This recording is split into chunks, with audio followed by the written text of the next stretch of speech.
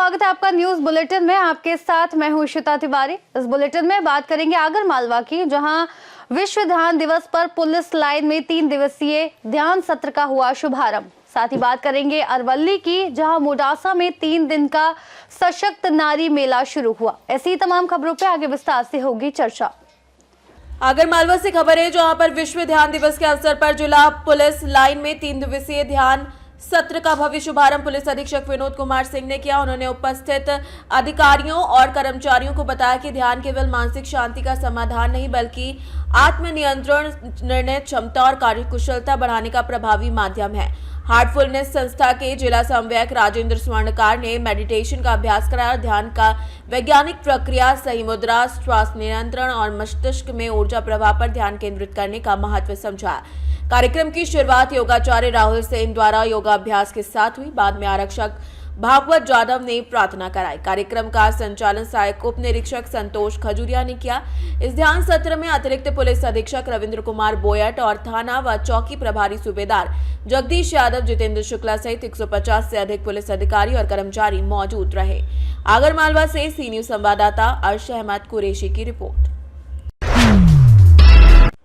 खबर अररिया से है, जहां पर भरगामा थाना अंतर्गत के रहने वाले उपेंद्र हेम्ब्रम का हत्या कई रोज पहले की गई थी और इस हत्याकांड मामले में अररिया पुलिस ने अब सफल 4 अपराधियों को गिरफ्तार कर लिया है।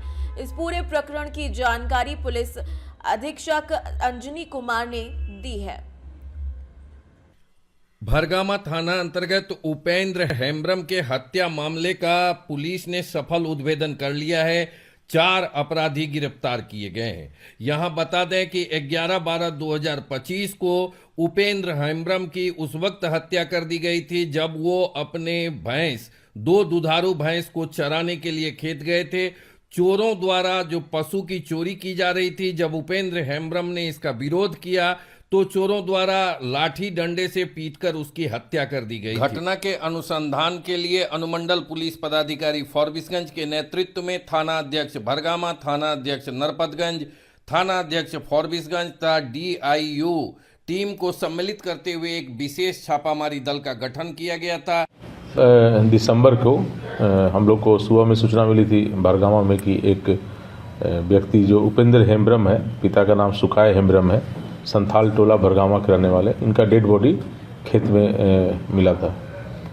पुलिस का टीम पहुंची और उसके साथ साथ वो डेली प्रतिदिन सुबह 4 बजे भैंस को, अपना 2 भैंस था उसके पास, चराने के लिए ले जाता था और 6 बजे सुबह 6 बजे तक 2 घंटा चराने के बाद वापस घर आता था। घर नहीं आने के बाद ही उसके परिवार वाला जो खेत में गए खोजने तो देखे उनमें मृत अवस्था में वो पड़े हुए थे। अररिया से सी न्यूज संवाददाता मिथिलेश कुमार विश्वास की रिपोर्ट।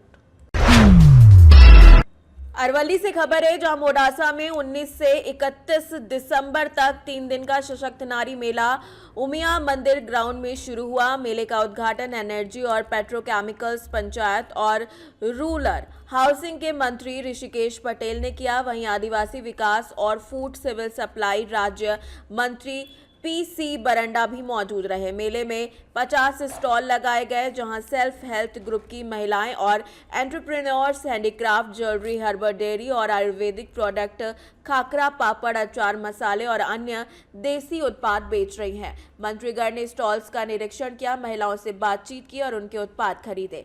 इस मेले का उद्देश्य लोकल फॉर वोकल और आत्मनिर्भर भारत कैंपेन के तहत महिलाओं को आर्थिक रूप से सशक्त बनाना और उनकी उद्यमशीलता को बढ़ावा देना है। गुजरात लाइवलीहुड प्रमोशन द्वारा आदरणीय मोदी साहेब અને જે તે વખતે જે ગામડાની અને જે બહેનો પાસે સમય હોય એ બહેનોને કેવી રીતે કુટુંબની આર્થિક આવક વધે એના માટે જોડવાનો પ્રયત્ન સખી મંડળ દ્વારા ચાલુ થયો અને એના પછી તો આ સખી મંડળોએ જે કમાલ કર્યો છે, સરકાર બધી રીતે એના વાલી બની અને એને સપોર્ટ કરી અને એને બેઠા કરવાનો, એને મજબૂત કરવાનો પ્રયત્ન કરી રહ્યો છે। આજે તમે જોઈ રહ્યા છો અહીંયા આગળ 50 જેટલા સ્ટોલ लाग्યા છે। નેચરલથી લઈ અને આર્ટિઝન સુધીની વસ્તુઓ બહેનો જાતે બનાવી અને માર્કેટ સુધી મોકલવાનો પ્રયત્ન કરી રહી છે। અહીંયાથી પણ મેં થોડી ઘણી બાબતો જે જાણી એ પ્રમાણે હજુ પ્રમોશન માટે એની માર્કેટિંગની સફર માટેની વ્યવસ્થાઓ હજુ સુદૃઢ કરવાની જરૂર મને લાગી રહી છે અને ચોક્કસ સરકાર આ બાબત પણ સંજ્ઞાનમાં લે છે। અહીંયા કલેક્ટર બેન અને DDO શ્રી સાથે પણ ચર્ચા થતાં એમના વિચારો સાથે અને કંઈક નક્કર યોજનાના સ્વરૂપે માર્કેટિંગ માટે અને સર્ટિફિકેશન માટે। अरवली से सी न्यूज संवाददाता जगदीश सोलंकी की रिपोर्ट। कन्नौज से खबर है जो छिबरामऊ नगर के निगोह खास मोड़ पर महिला की हत्या कर शव जलाने के मामले में पुलिस को बड़ी सफलता मिली है। इस जघन्य वारदात को अंजाम देने वाले आरोपियों को पुलिस ने मुठभेड़ के बाद गिरफ्तार कर लिया है। मृतका की पहचान कानपुर निवासी 35 वर्षीय मुस्कान पुत्री नवाब के रूप में की गई है। पुलिस पूछताछ में पकड़े गए आरोपी एहतिशाम ने चौंकाने वाला खुलासा किया। उसने बताया कि मुस्कान का उसके दोस्त के साथ भी प्रेम संबंध था और वो उससे भी निकाह का वादा कर रही थी। इसी बात को लेकर वो गुस्से में था और मुस्कान की हत्या कर दी। घटना के बाद सबूत मिटाने के लिए पुलिस को गुमराह करने के इरादे से शव को छिबरामऊ क्षेत्र में लाकर जला दिया था। इस पूरी वारदात में पुलिस को बड़ी सफलता मिली है। क्या नाम है तुम्हारा? सर इत्तेशाम। पिताजी का नाम? सगीर। कहाँ के रहने वाले हो? कानपुर। क्या घटना क्या हुई? जी सर, क्या घटना हो, क्या मामला है? हम भाग रहे थे सर, उसी में जो है हादसा हो गया। ये सर लड़की थी, उसको हमने जो है जला दिया था। कब जलाया था? मुस्कान थी, उससे बात करते थे, मोहब्बत करते थे, वो शादी करने के लिए कह रही थी तो हमने उसको जला दिया था। कहाँ की रहने वाली थी मुस्कान? कानपुर। कानपुर में किस जगह?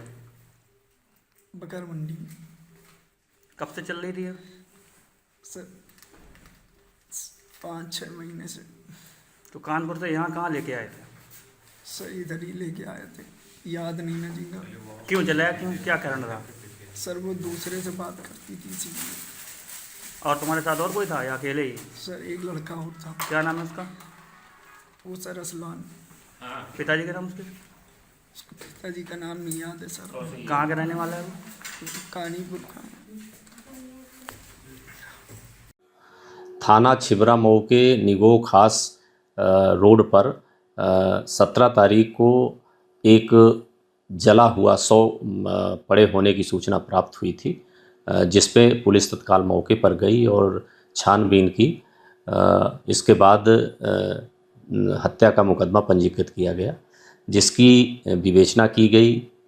बहुत सारे सीसीटीवी देखे गए और सर्विलांस का उपयोग किया गया, जिसमें पता चला कि एक गाड़ी जो कानपुर की तरफ से आई थी और वापस कानपुर गई थी, जिसके बारे में ट्रैक किया गया तो उसके मालिक का पता चला, जिसमें गहनता से छानबीन की गई तो पता चला कि शुक्लागंज उन्नाव में एक मुस्कान उर्फ जन्नत एक महिला थी जो करीब 35 वर्ष की थी, जो अपने पति से अलग रहती थी और वहीं पर पड़ोस में शुक्लागंज में एहतेशाम और असलान ये दोनों लोग थे और इनके उस महिला से अवैध संबंध थे, जिनमें आपस में इनका विवाद हुआ और इसकी 16 तारीख की शाम को शुक्लागंज में हत्या कर दी गई।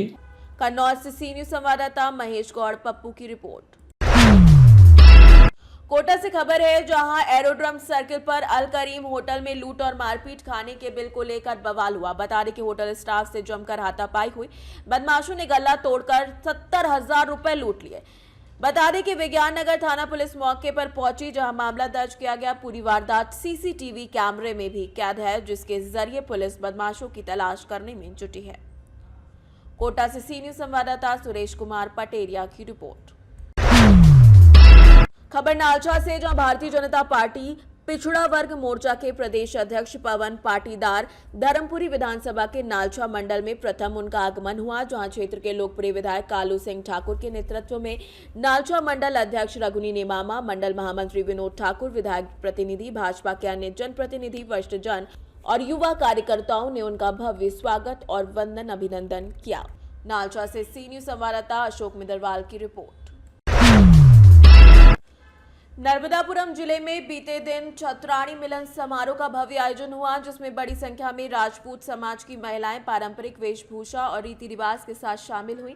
समारोह की शुरुआत मां नर्मदा और करणी माता की पूजा अर्चना के साथ हुई। बाद में सर्किट हाउस में मीटिंग आयोजित की गई।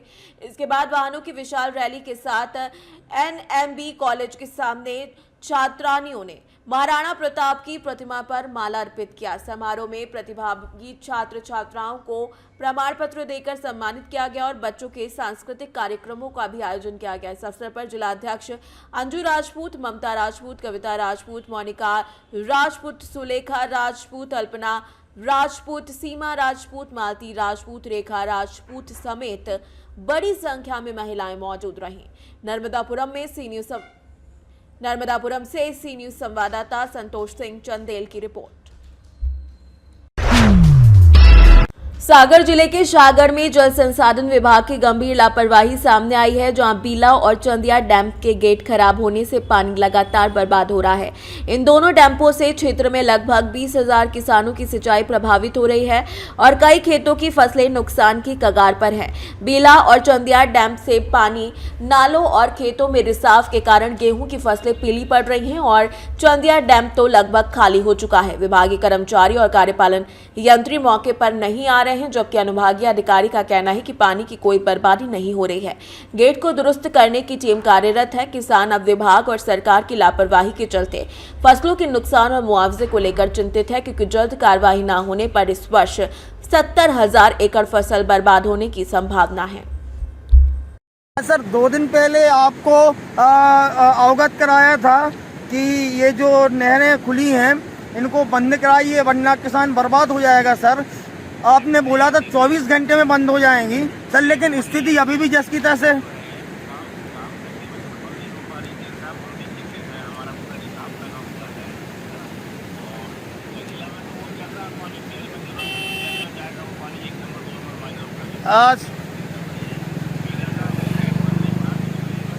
सर अगर आपकी सागर की टेक्निकल टीम इस टेक्निकल फॉल्ट को दूर नहीं कर पा रही है तो सर आप बाहर की टीम को बुलाएं। सर ऐसे में हमने 2 दिन पहले भी सर 1 मिनट सुनिएगा, मैंने सर 1 मिनट सुनिएगा तो सर आप मैंने 2 दिन जी सर जी जी जी जी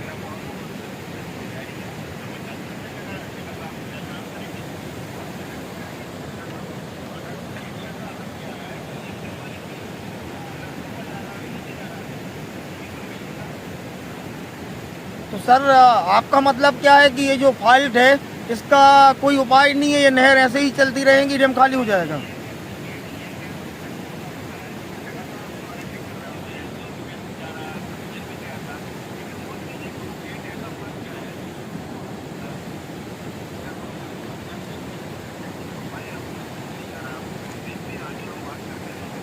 अच्छा सर मैं आपसे सिर्फ एक आश्वासन चाहता हूं सर, हमारी न्यूज अभी लाइव चल रही है, लाखों क्षेत्रीय किसान देख रहे हैं, तो हम लाइव के माध्यम से आपकी ओर से क्या आश्वासन दे दें? नहर ये गेट बंद हो पाएगा या पानी बर्बाद होगा? आप तो सीधे एक जवाब दें।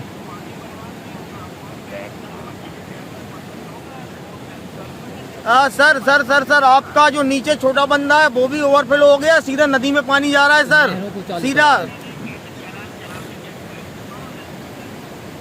सीधा तो नदियों में पानी जा रहा है सर। नहरों को चालू कराएं। तो सर फिर नहरें चालू तो है नहीं अभी सर, नहीं है सर। नदिया से अच्छी नहरें चालू हो जाएं। सर किसान साथ में खड़े हैं, वो बता रहे हैं कि नहरें चालू नहीं है।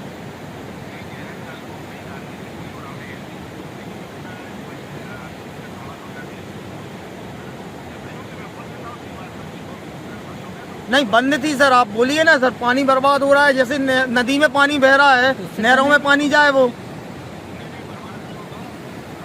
सर हो रहा है ना अभी आप बोल रहे नहीं हो रहा है, बर्बाद हो रहा है, तभी तो हम आपको अवगत करा रहे हैं। सागर से सी न्यूज संवाददाता भूपेंद्र की रिपोर्ट।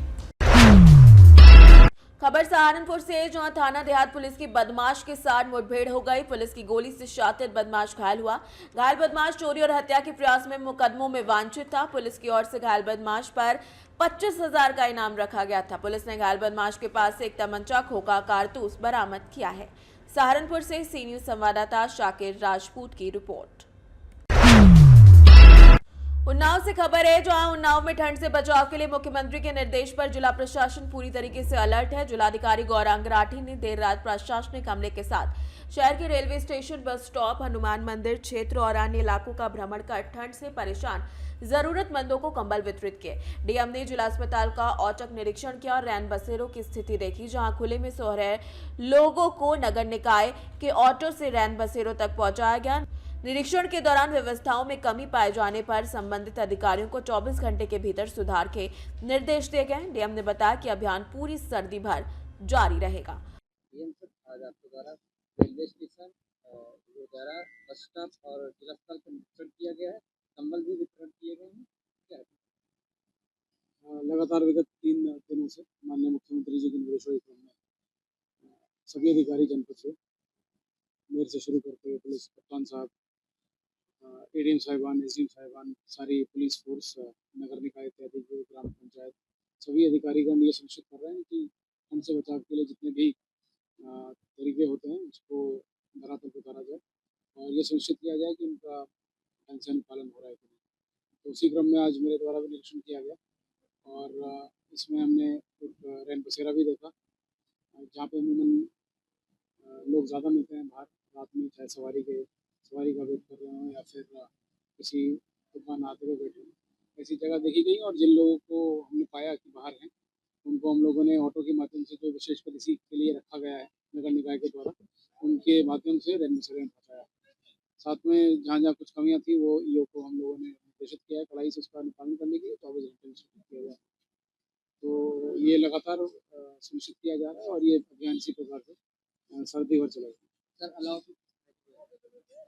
अलाव हम लोगों ने जिन पॉइंट्स पे देखे वहाँ पे अलाव जले हुए थे, फिर भी बस स्टैंड के आसपास हम लोग और सुनिश्चित करेंगे कि यहाँ भी आवाज़ होगा और रैन बसेरे की भी हम लोग की कैपेसिटी है थोड़ी और। उन्नाव से सी न्यूज संवाददाता अजय कुमार की रिपोर्ट। फिलहाल न्यूज बुलेटिन में इतना ही। देश और दुनिया की तमाम बड़ी खबरों के लिए आप जुड़े रहिए सी न्यूज भारत के साथ।